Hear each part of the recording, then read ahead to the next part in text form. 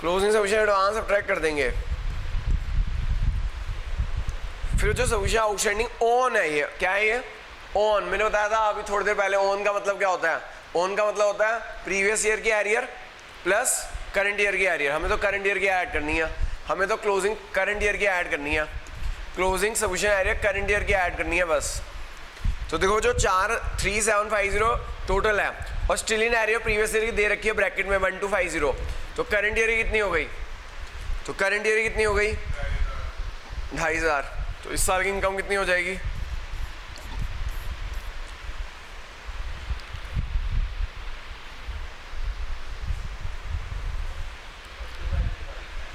Sir bracket में देखो closing solution area 3750 bracket में कहो इंक्लूडिंग 1250 फॉर 13-14, यानी स्टिल इन एरियर है पिछले साल की, यानी स्टिल इन एरियर है। तो पिछले साल की जो स्टिल इन एरियर है 1250, तो करंट ईयर की एरिया होगी 2500। इस साल की इनकम देखो कितनी आ गई? 37500 आना चाहिए भाई, दोबारा से देख अच्छी तरह। 35850 था, इसमें से आपकी अच्छा चाहिए गड़बड़ हो गई बच्चों। बताता हूँ क्या गड़बड़ हुई है, सुनो। गड़बड़ ये हुई है कि सॉल्यूशन साल के शुरू में आउटस्टैंडिंग थी 3000 रुपये। साल के शुरू में कितनी आउटस्टैंडिंग थी? 3000 रुपये में से अभी भी स्टिल इन एरियर कितनी है? 1200 ज़्यादा नहीं, मिल कितनी गई? 3000 में से 1200 ज़्यादा स्टिल इन एरियर नहीं, मिल कितनी गई पिछले साल की? कितना? 1750 मिल गई। तो जो मिल गई वो माइनस कर देंगे। दोबारा समझो, सॉल्यूशन रिसीव है 35850, ओपनिंग सॉल्यूशन कितनी है? एरियर 3000 रुपये, लेकिन अभी भी एरियर स्टिल इन एरियर कितनी है?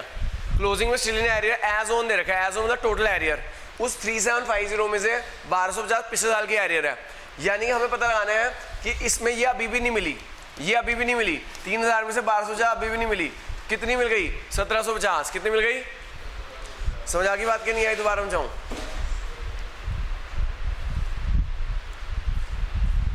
तो ये पिछले साल की मिल गई, ये प्रीवियस ईयर की जो मिल गई वो माइनस कर दिया, ओपनिंग एडवांस ऐड कर दिया, क्लोजिंग एडवांस सब्ट्रैक्ट कर देंगे।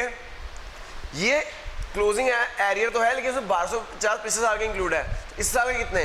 2500। देखो भाई कितनी आ गई इस साल की इनकम? 37,500।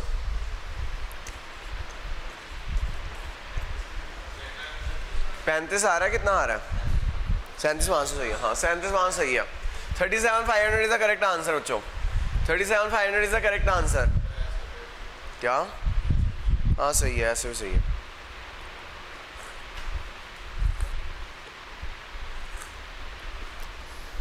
हाँ जी अगला चलते हैं 15 का अगला क्वेश्चन देखो 16।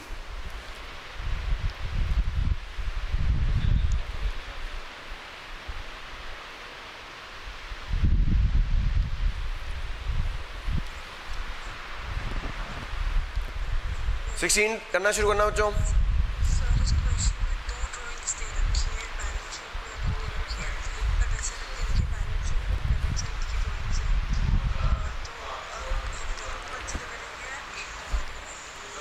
बेटा वैसे तो ये आज का होमवर्क नहीं है, जो बैलेंस शीट में जो ड्राइंग्स होती है उसका मतलब होता है वो डिडक्ट नहीं हो रखी। जैसे 40,000 की ड्राइंग्स हैं, उसमें बैलेंस शीट में 30 आ रहा है, नहीं तो डिडक्ट नहीं हो रखी, डिडक्ट हो रखी है 10,000, तो वो ऐड कर देंगे 10,000। और बी की ड्राइंग है 20,000, बैलेंस शीट में 20 आ रहा है यानी कि वो डिडक्ट नहीं हो रखी, तो उसको कुछ नहीं करेंगे ना, जो आप इसको छोड़ दो।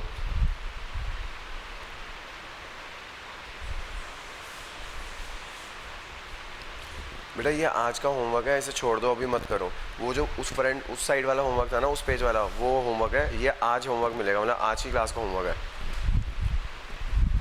वेडनेसडे और थर्सडे का होमवर्क है ये वाला पेज, मैंने एडवांस में दे दिया होमवर्क। हाँ जो क्या अब देना शुरू कर दिया इस साल, बहुत पैसा खर्च रहा हूँ भाई। पेज नंबर 153 कुछ क्या क्या कह रहे हैं? Page number 153 question 16। देखो जो क्लब है 200 members, each paying annual subscription of 1000। देखो जो इनकम कितनी क्रेडिट होगी इनकम एक्सपेंडिचर में, सीधा अगर आपसे पूछा है इनकम कितनी क्रेडिट होगी इनकम एक्सपेंडिचर में, सीधा आंसर निकाल दो। 200 मेंबर है, एक मेंबर से 1000 रुपये, कितना हो गया? 2 लाख रुपए। 200 मेंबर है, एक मेंबर से 1000 रुपये, 2 लाख हो गया। सॉल्यूशन रिसीव कितनी हुई है? सबमिशन रिसीव कितनी हुई है? 2,05,000 हुई है। इसमें से आप माइनस कर दो ओपनिंग सबमिशन आउटस्टैंडिंग, माइनस कर दो ओपनिंग सबमिशन आउटस्टैंडिंग जो पिछले साल की है, ऐड कर दो क्लोजिंग सबमिशन एडवांस माइनस कर दो नेक्स्ट ईयर की है, क्लोजिंग सबमिशन एडवांस माइनस कर दो नेक्स्ट ईयर की है, ओपनिंग एडवांस ऐड कर दो, ओपनिंग सबमिशन एडवांस ऐड कर दो क्योंकि करंट ईयर की इनकम है। तो जो इस साल की इनकम आ जाएगी देखना, नहीं ये आ जाएगा, ये कितनी रिसीव हुई है वो आ जाएगा, कितनी रिसीव हुई है वो आ जाएगा, देखना कितनी रिसीव हुई है 149, ये इस साल की रिसीव हुई है 149, लेकिन मिलनी कितनी चाहिए थी 149, लेकिन मिलनी कितनी चाहिए थी, ये रिसीव हुई है, ये रिसीव हुई है लेकिन मिलनी कितनी चाहिए थी, हाँ जी मिलनी कितनी चाहिए थी 2 लाख, कितनी नहीं मिली।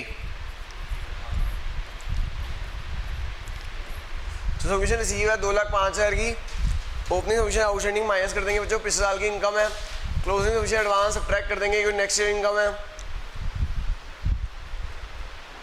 ओपनिंग एडवांस ऐड कर देंगे तो हमें पता चल जाएगा इस साल की रिसीव कितनी होगी 149, लेकिन हमारी इस साल की इनकम कितनी है 2 लाख, कितनी नहीं मिली 51, हमसे पूछा यही क्या था कितनी आउटस्टैंडिंग है, आउटस्टैंडिंग है 51। ठीक है जी, समझ आ गया। तो ये जो मैंने टॉपिक करा दिया वो सब क्वेश्चन का एक क्वेश्चन जरूर आएगा इसका।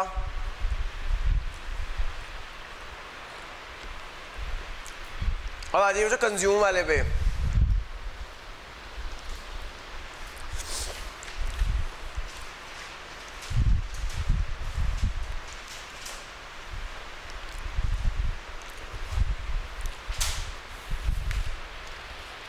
हाँ जो पेज नंबर 156 फोटो डाल दे भाई, question 26 page number 156 question 26 page number 156 है, क्वेश्चन 26 है। अगला हम टॉपिक कर रहे हैं कंज्यूम, मैंने कल उस दिन बड़े क्वेश्चन कराया था कंज्यूम, शुरू करें क्या, फोटो डाल भाई, पेज 156 क्वेश्चन नंबर 26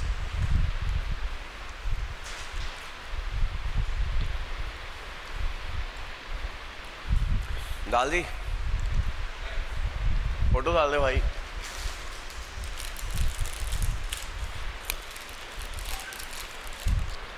डाल दी, हाँ ये देखो जी पेज 156 क्वेश्चन 26 देखो जी, इसमें कंज्यूम निकालना है। मैंने आपको पिछले क्लास में कंज्यूम का फॉर्मूला बताया था, क्या होता है भाई पिछले क्लास में कंज्यूम का फॉर्मूला बताया था, किसी को याद है? Opening plus purchase minus closing, लेकिन मुझे दिक्कत ये है इसके अंदर परचेज भी नहीं गिवन, जो लास्ट क्वेश्चन में था ना उसके अंदर हमें परचेज डायरेक्ट गिवन थी, लेकिन यहाँ निकालनी पड़ेगी। देखो कैसे निकालोगे, इतना लंबा करने की जरूरत नहीं है। ये इनकम एक्सपेंडिचर में ना हमें कंज्यूम निकालना होता है। आप ना ये ना क्रेडिटर अकाउंट बना लो एक वर्किंग नोट्स में, अगर आप पेपर में तो फटाफट रफ में बना लोगे। क्रेडिटर लायबिलिटी होती है, लायबिलिटी क्रेडिट साइड में बढ़ती है, डेबिट साइड में घटती है। क्रेडिटर एक लायबिलिटी है। ओपनिंग क्रेडिटर बच्चों यहाँ लिख दो, ओपनिंग क्रेडिटर यहाँ लिख दो, क्लोजिंग क्रेडिटर यहाँ लिख दो, ओपनिंग क्रेडिटर यहाँ लिख दो, क्लोजिंग क्रेडिटर यहाँ लिख देना।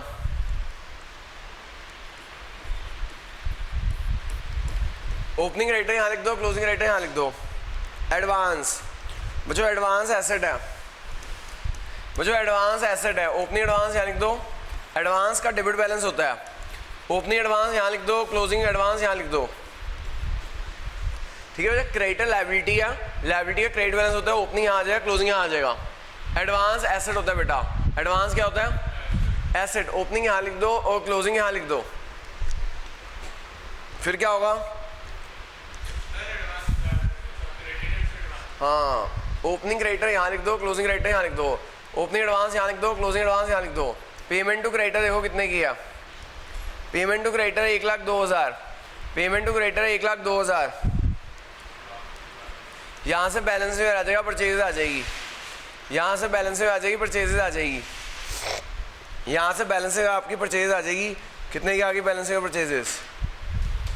बैलेंस में परचेज निकाल लो, कितना आ गया?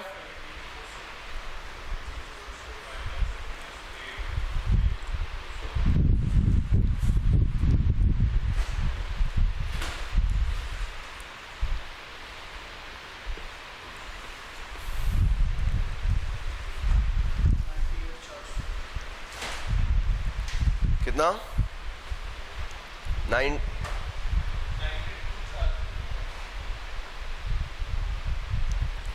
देख लो भाई कितना आ रहा है।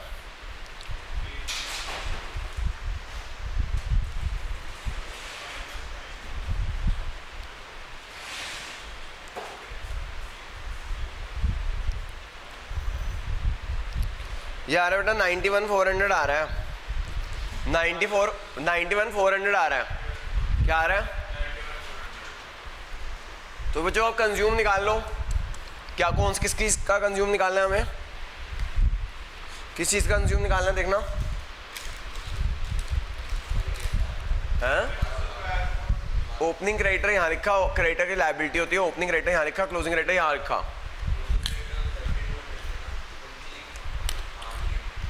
क्रेडिटर का क्रेडिट बैलेंस होता है, ओपनिंग यहाँ लिख, क्लोजिंग यहाँ लिख। एडवांस एसेट होता है, ओपनिंग यहाँ लिख, क्लोजिंग यहाँ लिख। ठीक है। Payment to creditor, payment to creditor 1,02,000। यहाँ से बैलेंस करके आ जाएगा, परचेज आ जाएगा। क्या आ जाएगा?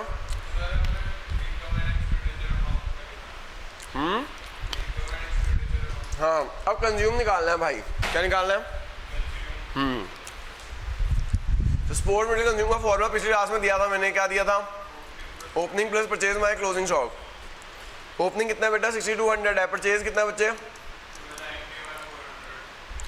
परचेज है 91,400। क्लोजिंग कितना बेटा? कंज्यूम कितना आ जाएगा? Opening plus purchase minus closing करो, कितना आ गया?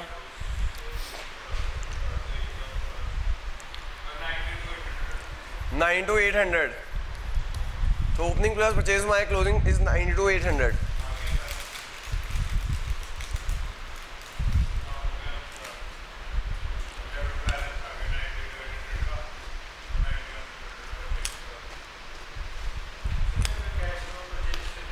क्या वो यहाँ से आई क्रेडिट परचेजेस, क्रेडिट में कैश ऐड कर दियो, टोटल परचेजेस, फिर कंज्यूम का फॉर्मूला लगा दियो। समझ आ गई बात? एक और ऐसा क्वेश्चन देख लो। 21 page number 154, page number 154, question number 21 है। कर दो रेज।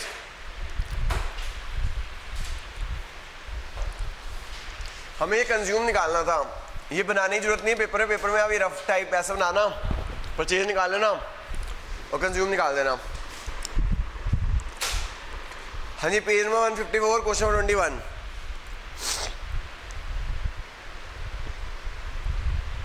ये भाई ग्रेजुएशन में भी है एनपीओ, तुम कहाँ तक बचोगे? अगर बीकॉम में पहुंच गए तो एनपीओ मिलेगा। Page number 154, question number 21। 5 minute शुरू करते हैं भाई। कर दो रेज, फोटो डाल दी भाई। Page number 154, question number 21। मुझे लास्ट टॉपिक पर अगली क्लास में ना आपको अगली क्लास में फंड बेस अकाउंटिंग करानी है एक। ठीक है, फंड बेस अकाउंटिंग में एक बड़ा क्वेश्चन और करा दूंगा, खत्म चैप्टर। नेक्स्ट क्लास में ये चैप्टर खत्म हो जाएगा। परसों आपका एनपीओ खत्म हो जाएगा। हैं सर एक बात बताना, एमसीक्यूज आने हैं, वो सब्जेक्टिव तो आना नहीं, बड़े बड़े क्वेश्चन तो आने नहीं। थ्योरी मैंने साथ करा दी, पहली क्लास में कराता थी क्या कैपिटल शिफ्ट होता है, क्या क्या रेवेन्यू शिफ्ट होता है।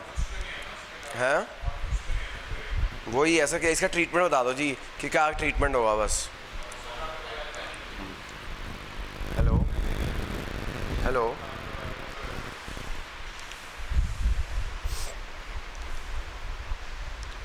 हाँ बच्चों देखो जी, क्वेश्चन 21।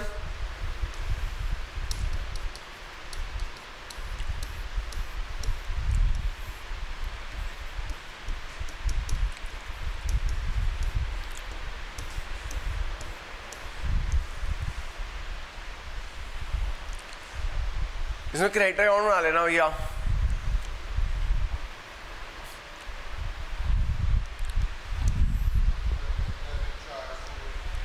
हाँ जी, जो देखो क्रेडिट अकाउंट देखो,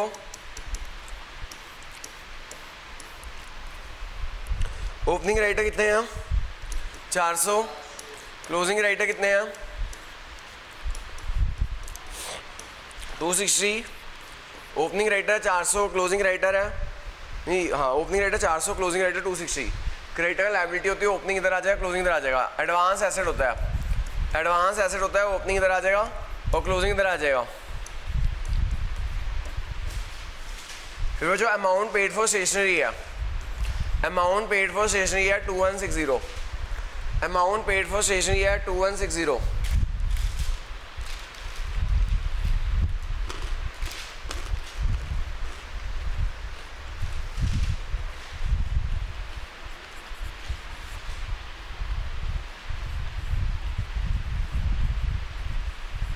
यहां से जो बैलेंस आ जाएगी परचेजेस,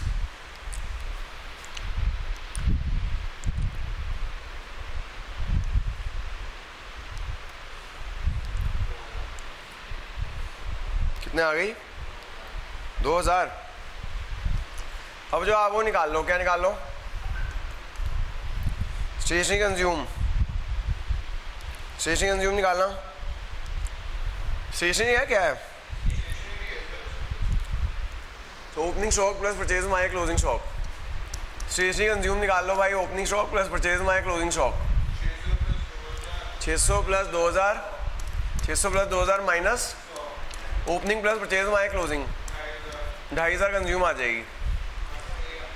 आगे भाई सबको समझ आ गया, कंज्यूम निकालना आ गया। एक और चीज करा देता हूँ, फंड बेस्ड अकाउंटिंग इरेज कर दूँ।